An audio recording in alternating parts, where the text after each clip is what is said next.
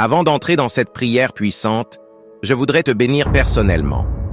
Que ce moment soit un temps où tu expérimentes la proximité de Dieu d'une manière nouvelle et profonde. Que ton cœur soit ouvert et prêt à recevoir la transformation divine, car le Seigneur, dans son amour infini, désire te façonner pour te rendre plus semblable à lui. Que chaque mot prononcé aujourd'hui te conduise plus près de la présence de Dieu et que tu sois rempli de sa paix et de sa joie. N'oublie jamais que même dans les moments de brisure et de faiblesse, Dieu est proche de ceux qui ont le cœur contrit et brisé. Il ne délaisse jamais ceux qui se tournent vers lui avec un cœur sincère. Retiens que c'est seulement lorsque nous avons un cœur humble et brisé devant Dieu qu'il aplanit tous les chemins tortueux. Aujourd'hui, nous parlerons de la brisure qui nous rapproche du cœur aimant de Dieu. Maintenant, laisse-moi te raconter l'histoire de David, un homme qui, malgré ses faiblesses, a vécu une expérience de brisure et de restauration profonde. Un homme que Dieu a appelé un homme selon son cœur. Non pas parce qu'il était parfait, mais parce qu'il savait se repentir et se soumettre à la volonté de Dieu. David, ce jeune berger qui a affronté et vaincu le géant Goliath, n'était pas seulement un homme de guerre, mais un homme de cœur. Pourtant, même David, dans ses moments de gloire, a connu une grande brisure.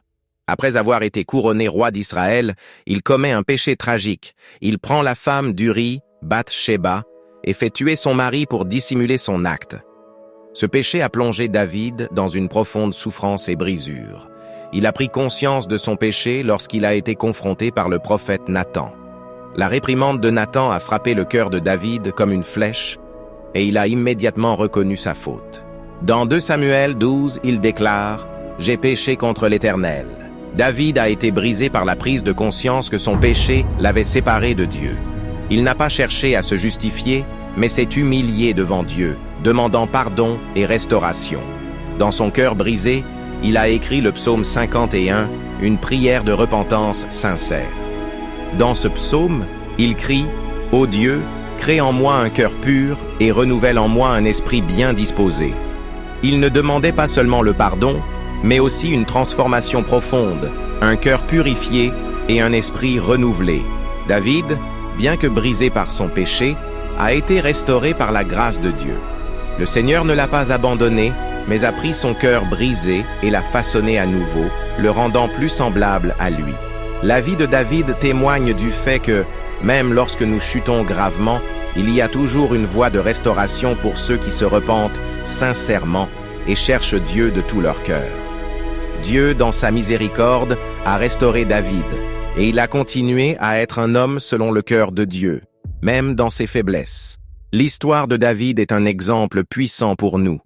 Peu importe où tu te trouves aujourd'hui, quelle que soit ta situation, il y a toujours un chemin vers la restauration lorsque nous nous approchons de Dieu avec un cœur brisé et contrit. Dieu ne repousse jamais un cœur sincèrement repentant. Il est toujours prêt à renouveler, restaurer et transformer ceux qui viennent à lui dans l'humilité et la brisure. Psaume 34, 18, Louis II. L'Éternel est près de ceux qui ont le cœur brisé, et il sauve ceux qui ont l'esprit abattu. La brisure est une qualité essentielle pour un croyant. Elle doit faire partie de notre caractère en tant que chrétien. La Bible nous dit que Dieu est proche de ceux qui ont le cœur brisé. Mais on peut se demander, qu'est-ce qu'avoir le cœur brisé? Ou, qu'est-ce que la brisure? La brisure ne consiste pas à avoir le cœur écrasé ou à souffrir d'une dépression mentale.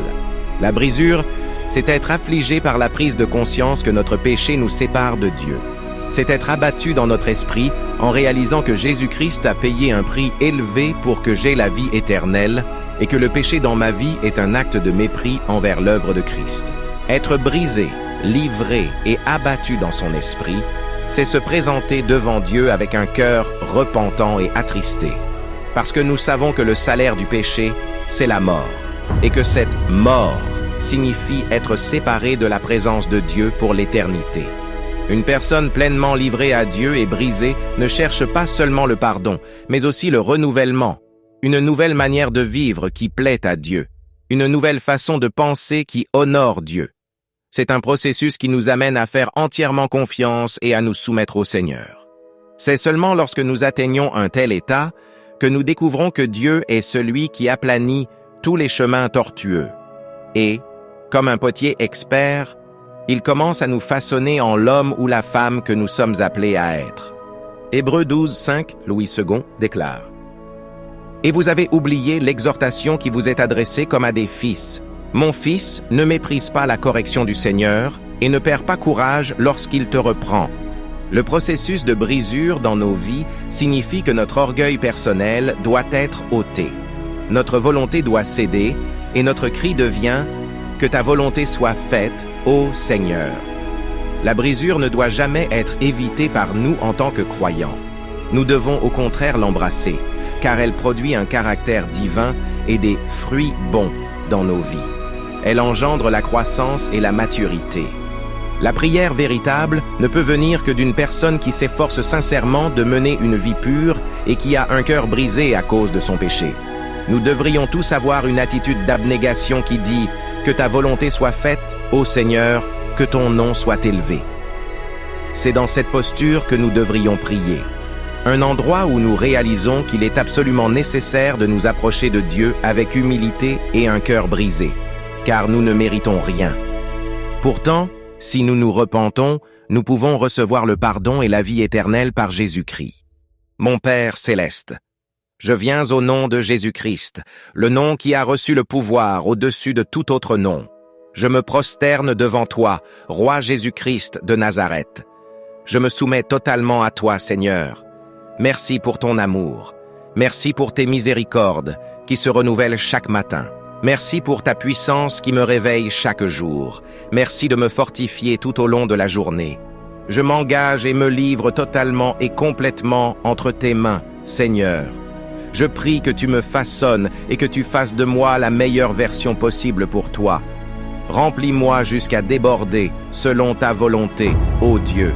Je veux te ressembler davantage, Père. Fais de moi un véritable ambassadeur avec un fardeau pour te représenter devant le monde entier en répandant l'évangile de Jésus-Christ. Je prie, Père, pour avoir l'audace d'annoncer Jésus aux autres. Je prie pour que mes pensées, mes paroles et mes intentions soient pures et agréables à toi. Remplis-moi de ton esprit et que ma vie soit totalement consumée par ta puissance. Saint-Esprit, je t'invite à venir dans mon cœur. Je prie pour que, comme Paul, je sois crucifié avec Christ et que je ne vive plus, mais que Christ vive en moi. Je prie, Seigneur Jésus, pour que ta grâce, ta faveur et ton amour soient sur moi chaque jour. Je prie, Père Céleste, pour que je sois complètement soumis et humble devant toi, ô Seigneur. Que toutes mes prières, mes motifs, mes actions et ma conduite soient pour ta gloire. Psaume 51, 17, Louis II déclare: « Les sacrifices qui sont agréables à Dieu, c'est un esprit brisé. Ô Dieu, tu ne dédaignes pas un cœur brisé et contrit. Père, que je sois toujours brisé devant toi. Que j'ai un esprit humble et disposé chaque fois que je viens devant toi. Je prie que, par la brisure de mon cœur, ma vie soit transformée pour le bien et le bénéfice du royaume de Dieu. Aide-moi, Seigneur, à avoir une attitude d'abnégation qui dit « Plus de toi et moins de moi. Que ta volonté soit faite dans ma vie. » Je prie, Père Céleste, pour que ma vie soit une terre fertile, prête à produire des fruits du royaume, des fruits d'amour, de paix, de patience et de joie. Je prie pour une attitude humble.